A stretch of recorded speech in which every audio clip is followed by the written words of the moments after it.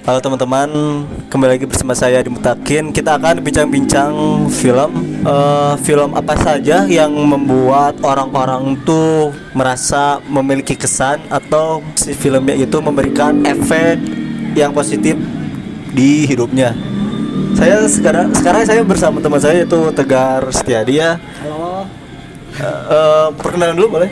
boleh. Oke, baik teman-teman. Perkenalkan, nama aku Tegar Setiadi, bisa dipanggil Tegar. Saya dari UIN Bandung ya.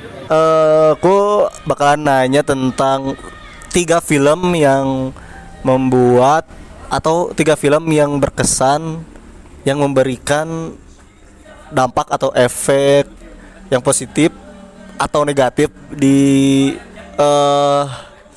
hidup setelah menonton film itu.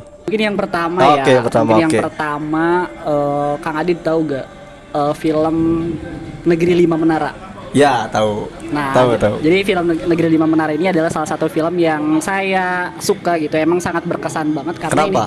karena ini tuh salah satu salah satu contoh buat kita untuk harus mempunyai motivasi yang tinggi Ya. gitu dalam mengejar mimpi. Jadi ceritanya tuh adalah tentang seorang pemuda bernama Alif. Alif, Ya, oke, bukan oke. Adit ya. Iya. Namanya Alif gitu. Nah, si Alif ini tuh dia punya cita-cita pengen keluar negeri.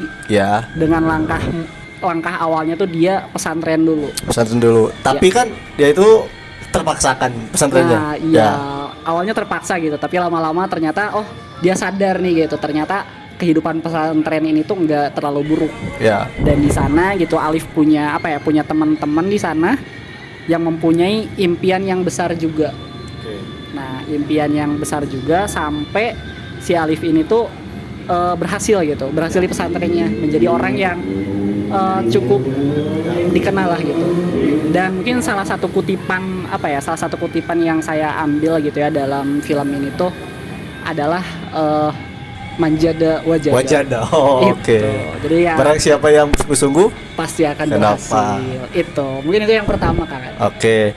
Berarti di film Lima Menara ini Tegar ini mendapatkan sebuah pengalaman menonton yang kayak, karena kan film ini Islami banget gitu. Iya, betul. Mungkin sangat relate gitu kan dengan kehidupan Tegar yang memang hidup di lingkungan yang hampir juga mirip kayak gitu ya. Ya, bisa jadi. Terus apakah apa scene atau memang bagian di mana di film Lima Menara yang sangat berkesan gitu? Apakah si Alipnya lagi gimana gitu? Ada yang masih tercantol dalam pikiran nggak? Yang paling berkesan adalah ketika gurunya Alif dia masuk gitu ke kelas. Tiba-tiba dia masuk kelas bukan mau mengajar atau apapun, tapi si gurunya itu tiba-tiba membawa benda tajam dan langsung memotong sebuah kayu gitu. Dan itu menjadi suatu keanehan sendiri kalau misalnya kita ngelihatnya gitu. Dan itu tuh si gurunya menunjukkan gitu, bukan tentang seberapa tajam gitu si benda yang kita pegang, tapi tentang kesungguhannya gitu.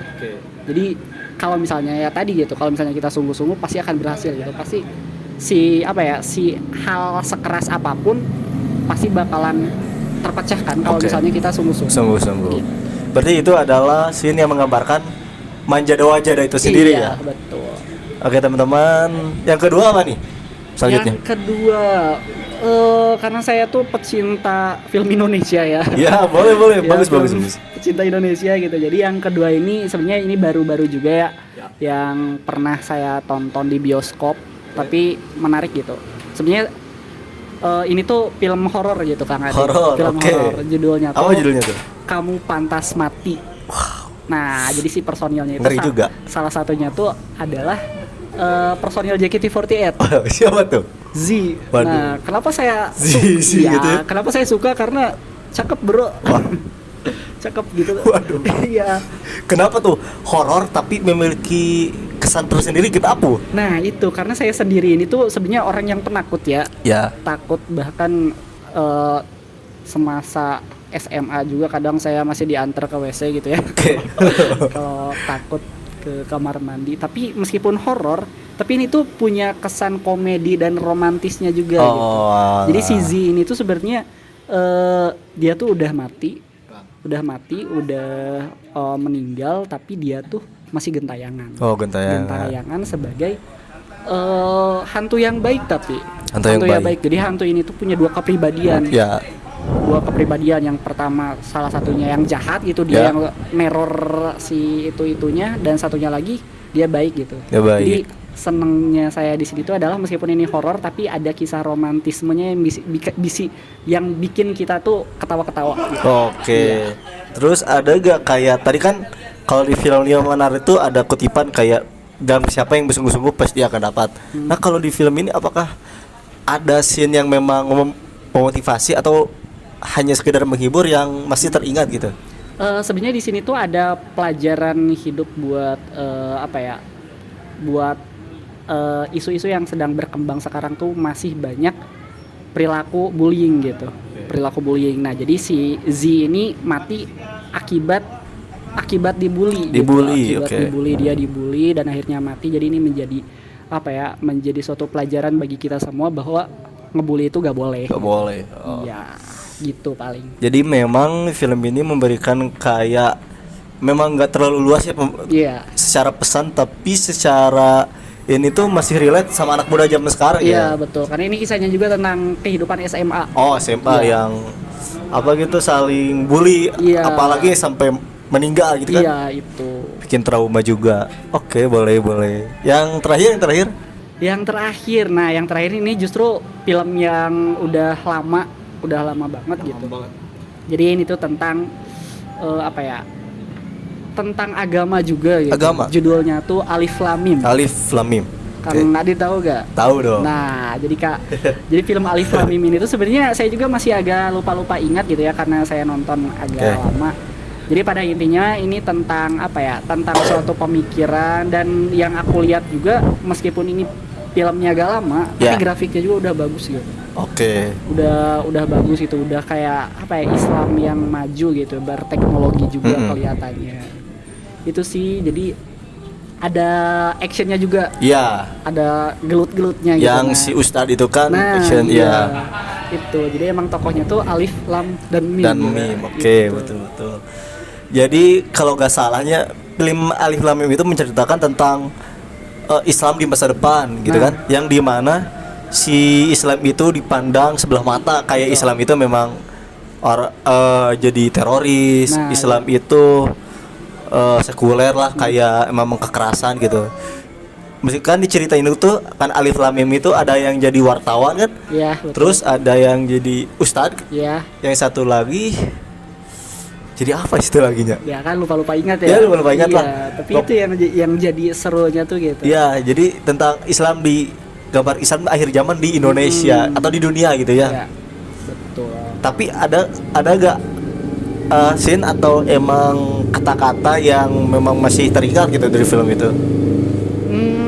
Kalau kata-kata gak tahu ya, kalau misalnya kata-kata saya juga kurang ingat. Karena sebenarnya yang jadi berkesan itu adalah tadi gitu, Islam masa depan tuh bakalan kayak gimana gitu, dipandang sebelah mata gitu. Dan ternyata pemahaman tuh walaupun si Alif, Lam, dan Mim ini tuh mereka bersahabat gitu, tapi kadang pemahaman itu bisa berbeda gitu. Padahal mereka berasal dari guru dan sekolah yang sama gitu. Dan akhirnya mereka ada pertikaian yang sebenarnya yang lurusnya tuh yang mana gitu. Nah, inilah yang menjadi film menarik juga gitu dalam film yang tadi gitu.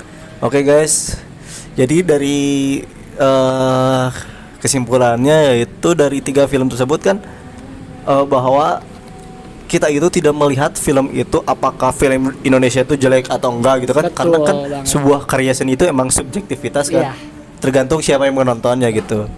Yang terpenting tadi itu kayak si film ini tuh memberikan apa gitu ketika ke para penontonnya. Betul bang. Gitu. Jadi guys jangan lupa menonton film Indonesia ya. Betul. Karena film Indonesia akan terus ada jika ada penontonnya gitu. Cintai produk kita ya. Cintai produk lokal. Dan jangan lupa tonton film lah yang memang kalian ingin tonton, apapun Betul. itu. Karena film yang apa ya? Film yang dapat memberikan kesan, mungkin itu salah satu film yang